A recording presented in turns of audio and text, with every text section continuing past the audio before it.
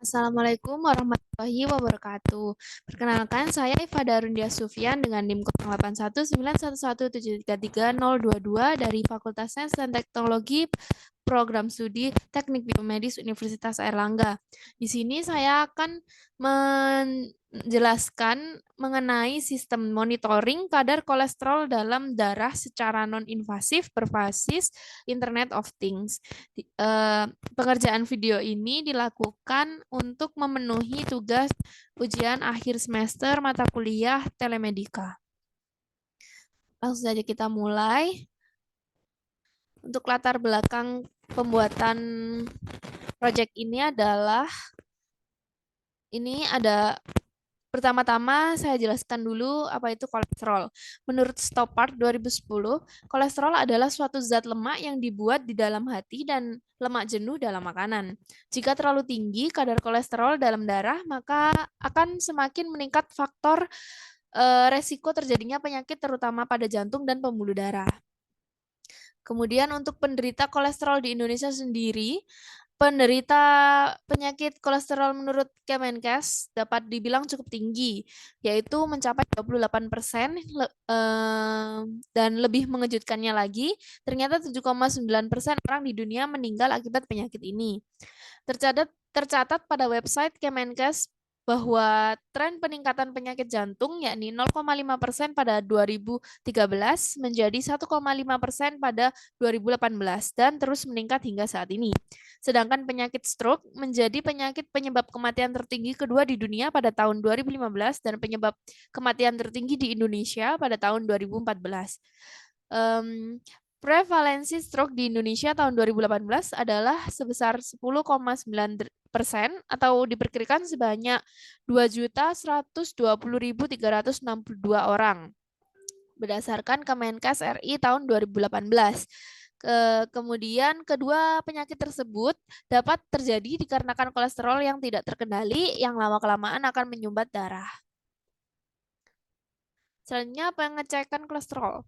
Pengecekan kadar kolesterol dalam darah harus dilakukan secara rutin, terutama pada seseorang yang mulai menginjak dewasa. Apabila hasil pemeriksaan kolesterol normal, maka selanjutnya pemeriksaan cukup dilakukan dalam jangka waktu setahun sekali. Sebaliknya, apabila hasil pemeriksaan menunjukkan nilai kolesterol cukup tinggi, maka seharusnya harus dilakukan secara rutin, yaitu setiap 3 bulan sekali. Pengujian kadar kolesterol dalam darah pada saat ini masih menggunakan teknik invasif, di mana darah pasien diambil dengan menggunakan jarum suntik. Kekurangan menggunakan teknik ini yaitu mahalnya biaya pemeriksaan kolesterol, dibutuhkan waktu yang cukup lama untuk mengetahui hasil analisa dari laboratorium yang dapat menyebabkan rasa nyeri pada bagian tubuh yang ditusuk jarum saat pengambilan sampel darah, serta dapat menimbulkan ketakutan pada beberapa orang. Salah satu teknologi kesehatan untuk mendeteksi kolesterol adalah kolesterol darah secara non-invasif adalah dengan memanfaatkan sifat serapan sinar laser terhadap media cair. Beberapa penelitian sebelumnya telah memanfaatkan serapan karet atau mengembangkan perangkat deteksi gula darah maupun kadar kolesterol. Kadar kolesterol darah juga dapat ditentukan dengan kejenuhan oksigen dalam darah.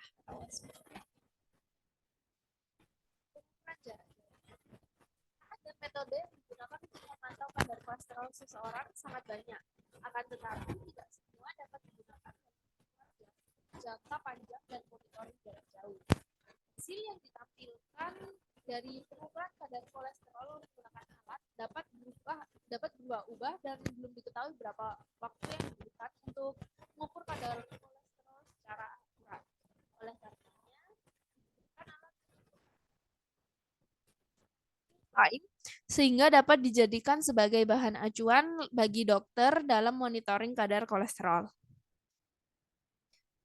Maka dari itu, kali ini dibuatlah sistem monitoring kadar kolesterol dalam darah secara non-invasif berbasis Internet of Things dengan memanfaatkan sensor oximeter yang menggunakan NIR dengan pengukuran data secara real-time, di mana sistem telemedicine ini dapat memberikan informasi kadar kolesterol yang ditampilkan pada LCD display smartphone Android maupun PC berbasis aplikasi maupun web link dengan mengirimkan data secara online menggunakan modul Wi-Fi Node MCU 8266 dan Blink Cloud sebagai data loggernya.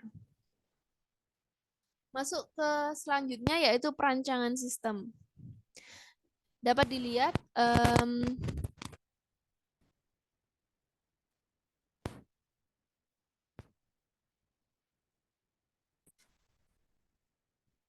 ya, jadi untuk perancangan sistemnya, sistem telemedicine kadar kolesterol dalam darah kali ini menggunakan objek jari sebagai deteksi penyakit kolesterol menggunakan sensor oximeter DS100A.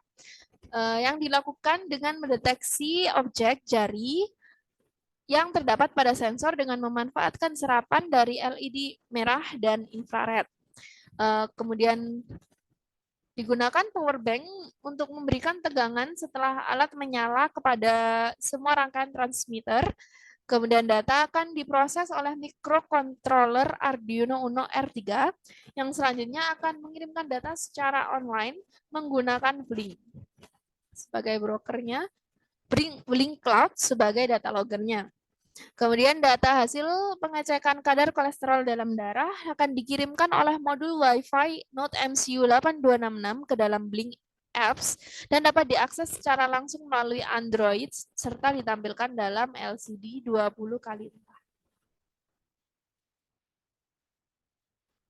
Untuk skema rangkaiannya dapat dilihat ini menggunakan Arduino Uno R3, modul Wi-Fi Node MCU 8266, terdapat LCD display 20x4 dan power bank 20.000 mAh yang kemudian outputnya akan disambungkan ke berikutnya. Sini ada skema bandpass filter di mana bagian penting dari alat ini adalah rangkaian analog atau bandpass filter seperti gambar berikut ini. Rangkaian tersebut digunakan untuk memproses sinyal PPG yang telah dibaca oleh sensor. Rangkaian bandpass filter tersebut terdiri dari high pass filter dan low pass filter dengan frekuensi cut-off-nya 0,5 Hz sampai 2,34 Hz. Keluaran dari bandpass filter ini kemudian diperkuat oleh rangkaian penguat non-inverting sebanyak 10 kali. Selanjutnya ini merupakan skema rangkaian keseluruhannya. Dapat dilihat digabungkan, ini bandpass filternya, ini Node MCU-nya, ini Arduino Uno-nya. Seperti ini LCD-nya, seperti yang tadi. Selanjutnya ke telemedika. Internet of Things. Nah, sebentar. Internet of Things ini merupakan sebuah konsep di mana suatu benda atau objek ditanamkan teknologi-teknologi seperti sensor dan software dengan tujuan untuk berkomunikasi, mengendalikan, menghubungkan, dan bertukar data melalui perangkat lain selama masih terhubung ke internet. Internet of Things ini tidak dapat dapat berisikan mengenai lingkungan objek yang direkam secara real time dan selanjutnya dapat diubah menjadi data dan ditransmisikan melalui jaringan yang dikirim ke pusat data. Kemudian ada Node MCU ESP8266. Node MCU ini merupakan platform open source yang mana desain perangkat kerasnya terbuka untuk diedit atau dimodifikasi atau dibangun. Node MCU selain dapat diprogram menggunakan bahasa Lua, dapat juga diprogram menggunakan bahasa C menggunakan Arduino IDE. Node MCU ini menggunakan sistem file SPI FFS berbasis modul flash. Selanjutnya, ESP8266 juga menyediakan jaringan Wi-Fi yang dapat terintegrasi dengan perangkat lainnya sehingga dapat menghubungkan perangkat secara nirkabel. Bagian dari Node MCU ESP8266 daya ESP8266 Node MCU disuplai melalui konektor micro USB on board. ESP8266 Node MCU ini dilengkapi dengan 32 KB RAM, 80 KB DRAM, dan 200 KB flash memory. ESP8266 Node MCU memiliki pin D0 hingga pin D10 digital pins, 12 PWM pins, A0 analog pin. Kemudian Node MCU memiliki 5 pin ground, 3 pin 3,3 volt, dan 1 pin VIN. Untuk menambahkan satu catu eksternal plus 5 volt yang tidak terhubung ke USB.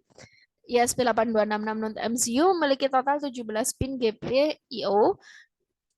Kemudian Node MCU memiliki tombol reset untuk reset chip ESP8266, satu tombol flash untuk mengunduh program baru, dan satu LED biru yang dapat diprogram pengguna.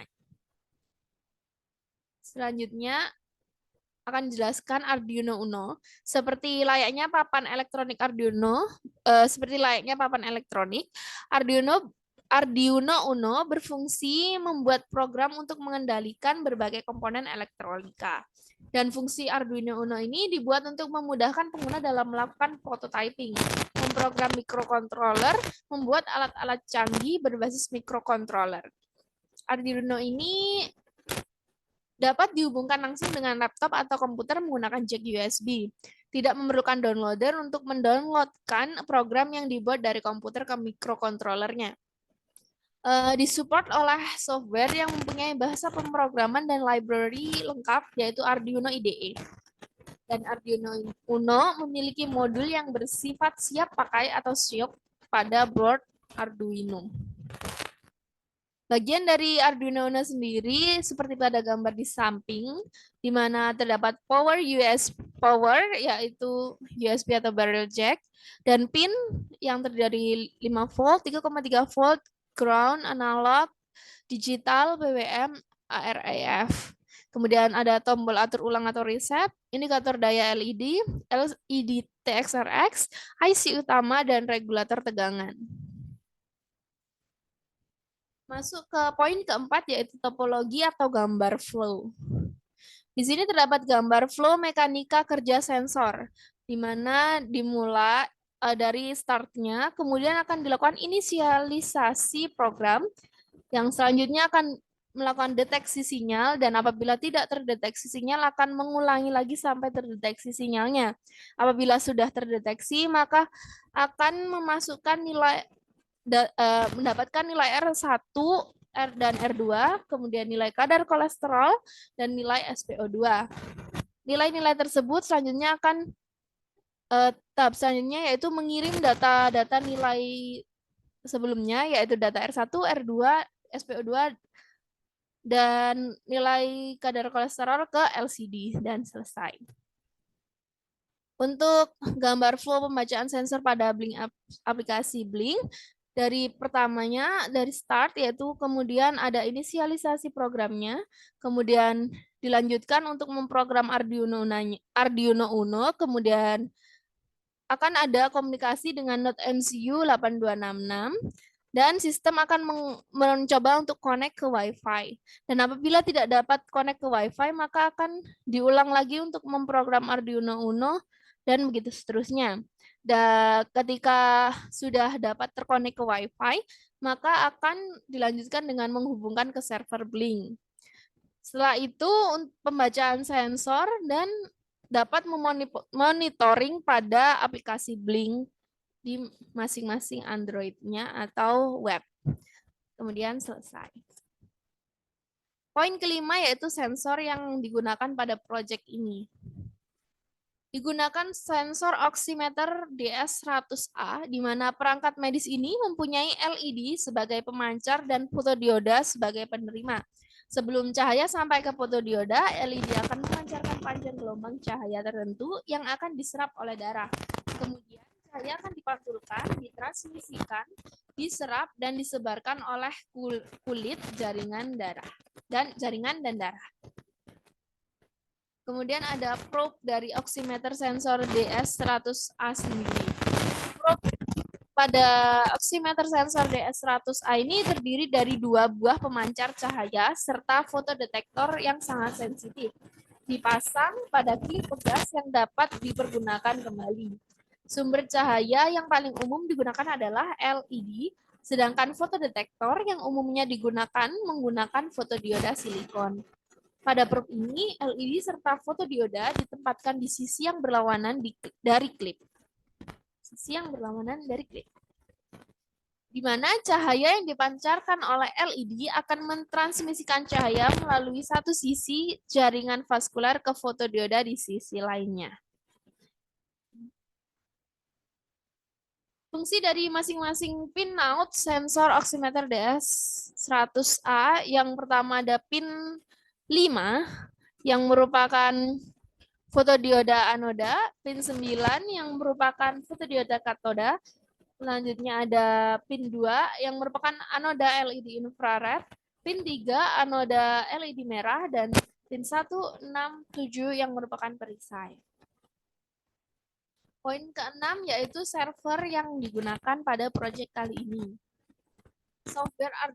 Terdapat software Arduino IDE dan aplikasi Blink, di mana pada proyek kali ini digunakan software Arduino IDE dan aplikasi Blink untuk membuat sistem monitoring kadar kolesterol dalam darah secara non-invasif berbasis Internet of Things. Software Arduino IDE merupakan aplikasi yang berfungsi untuk membuka, dan mengedit program yang akan diinput ke dalam board Arduino dengan tujuan untuk memudahkan ketika membuat berbagai program aplikasi. Blink merupakan salah satu layanan server yang digunakan untuk mendukung proyek Internet of Things, berupa dashboard digital di mana dalam pembuatan proyeknya dilengkapi dengan fasilitas antarmuka grafis. Tujuan diciptakannya Blink yaitu untuk controlling dan monitoring the hardware jarak jauh dengan memanfaatkan teknologi komunikasi data internet atau intranet, atau disebut juga jaringan LAN. Blink Server atau Cloud. Blink memiliki beberapa komponen yang diantaranya yaitu Blink Apps, Blink Server, dan Blink Library. Blink Server di sini bertanggung jawab atas semua komunikasi antara ponsel cerdas dan perangkat keras. Blink Server dapat memegang puluhan hardware dalam waktu yang sama. Selain itu, Blink Server juga dapat membentuk lokal server ketika difungsikan di lingkungan tanpa internet. Blink Server lokal bersifat open source dan dapat diimplementasikan pada hardware Raspberry Pi. Selanjutnya, Blink Apps berfungsi untuk membuat project interface menggunakan komponen ERO, mendukung penerimaan dan pengiriman data serta menampilkan data sesuai dengan komponen yang digunakan, di mana representasi data dapat berupa angka atau grafik.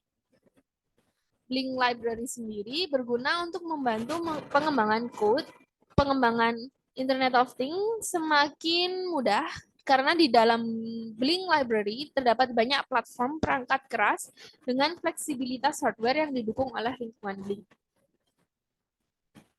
Selanjutnya untuk poin yang ketujuh yaitu client.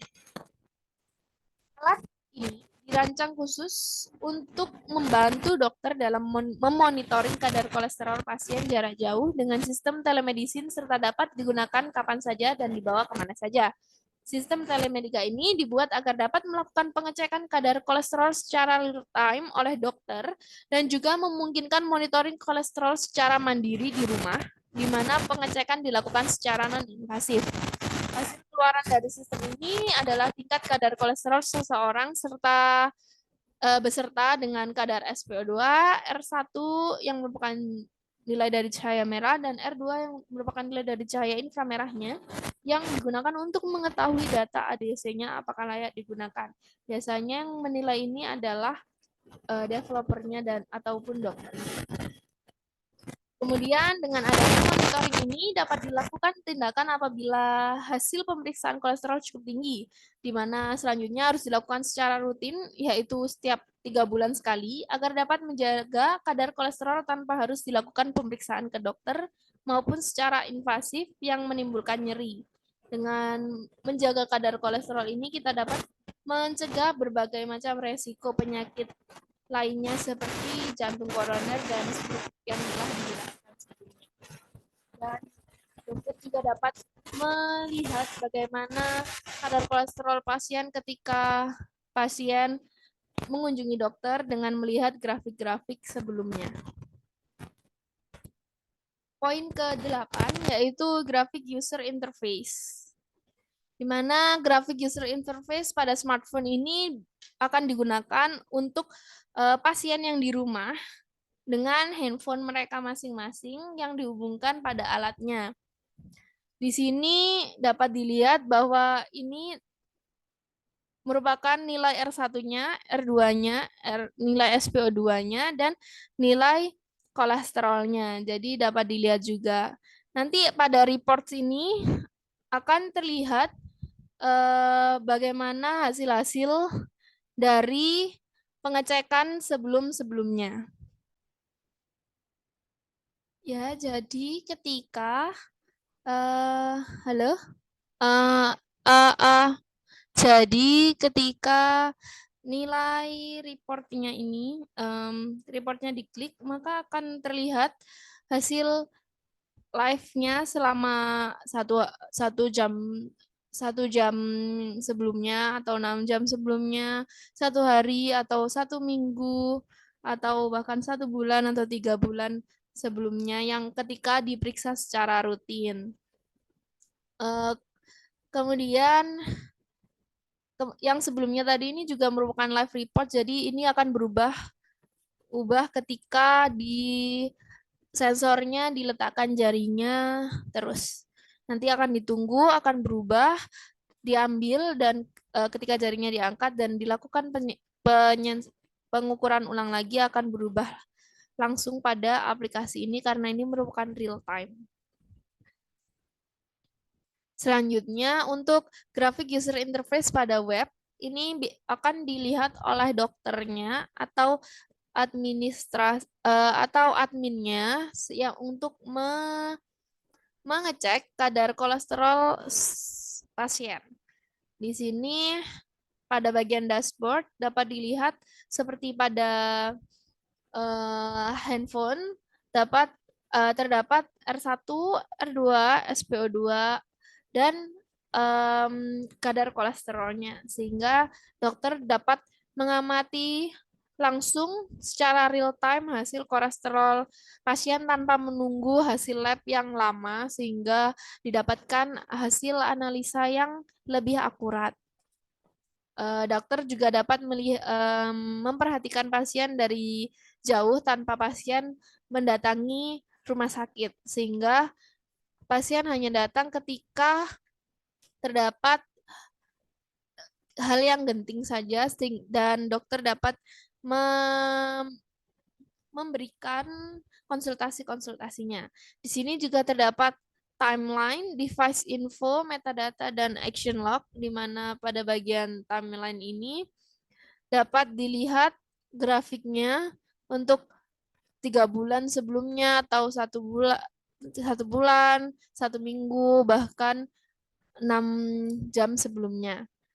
Di sini juga terdapat notification setting ketika keadaannya sudah kritikal atau terdapat info-info dan warning mengenai kadar kolesterol pasien sesuai dengan settingan dari device-nya. Dengan begitu, dokter dapat melihat bagaimana kadar kolesterol pasien sehingga dapat membantu untuk pemeriksaan selanjutnya. Pada device info ini nanti ada info-info mengenai device yang digunakan oleh penggunanya, yang ini tidak akan saya tampilkan. Selanjutnya ada metadata yang dimana ini diperlihatkan time zone dari device yang kita gunakan dan nama hotspot dari device yang kita gunakan saat ini. Ya. Sekian penjelasan dari saya mengenai proyek telemedika kali ini. Kurang lebihnya mohon maaf. Wassalamualaikum warahmatullahi wabarakatuh.